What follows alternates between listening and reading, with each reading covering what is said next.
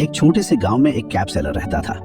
वह एक अच्छे दिल और मेहनती आदमी था जो अलग अलग रंग और डिजाइन की कैप्स बनाता और बेचता था अपना गुजारा करने के लिए। उसकी कैप्स दुनिया भर में फेमस थी और आसपास के गांव के लोग उसकी सुंदर कैप्स खरीदने आते थे।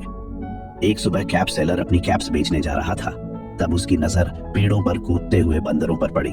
उसने देखा कि एक शैतान बंदरों का झुंड पेड़ की डालियों पर उछल रहा था। उन बंदरों को देखकर कैप सेलर डरा हुआ था, लेकिन डर के बावजूद उसने अपनी यात्रा जारी रखी और आगे बढ़ गया।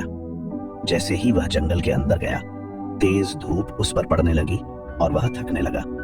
धूप से बचने के लिए उसने एक बड़े पेड़ के नीचे आराम करने का सोचा। उसने अपनी बड़ी सी बैग जो कैप्स से भरी हुई थी अपने पास रख ली और सो गया।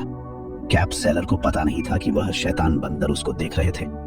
रंग बिरंगी कैप्स से आकर्षित होकर बंदरों ने कैप सेलर के साथ शरारत करने का प्लान बनाया। एक एक करके सब बंदर पेड़ से नीचे आए और उसके बैग से कैप्स चुरा ली। जब कैप सेलर आराम भरी नींद से उठा तो अपनी यात्रा को आगे बढ़ाने के लिए तैयार हुआ, लेकिन जब उसने अपनी बैग देखी तो उसका दिल टूट गया, क्योंकि उसकी बैग खाली थी। शैतान बंदरों ने उसकी सारी कैप्स चुरा ली थी। अपनी कैप्स वापस पाने के लिए कैप सेलर इधर उधर देखने लगा, उम्मीद करते हुए कि उसको बंदरों का कुछ पता चलेगा। उसने देखा कि बंदर पेड़ की ऊंची डालियों पर बैठे हुए थे। वे कैप सेलर को चिढ़ा रहे थे और उसकी कैप्स पहनकर हंस रहे थे। कैप सेलर ने अपनी कैप्स वापस पाने के लिए एक चालाक प्लान बनाया। उसने बंदरों को बेवकूफ बनाने का सोचा। उसने अपनी खुद की कैप उतार के हाथ में ली और जमीन पर फेंक दी। हैरानी की बात यह थी कि बंदरों ने भी उसकी नकल करना शुरू कर दिया और अपनी कैप्स फेंकने लगे। कैप सेलर समझ गया कि बंदर उसकी नकल कर रहे हैं, इसलिए उसने यह काम बार बार दोहराया। उसने अपनी कैप को जमीन पर फेंकना शुरू कर दिया और हर बार बंदर भी अपनी कैप्स फेंकने लगे। जल्दी ही उसके सामने एक बड़ी सी रंग बिरंगी कैप्स की ढेर बन गई। आखिर में कैप सेलर ने अपनी सारी कैप्स एक एक करके उठाई और अपनी बैग में डाल ली। बंदर हैरानी से देखते रहे, जबकि कैप सेलर ने चैन की सांस ली। बंदरों को भी समझ आ गया कि उन्हें बेवकूफ बनाया गया है, तो वे भाग गए और कैप सेलर अपनी यात्रा जारी रखा। उस दिन के बाद कैप सेलर हमेशा सतर्क रहने लगा और अपनी कैप्स पर नजर रखता था।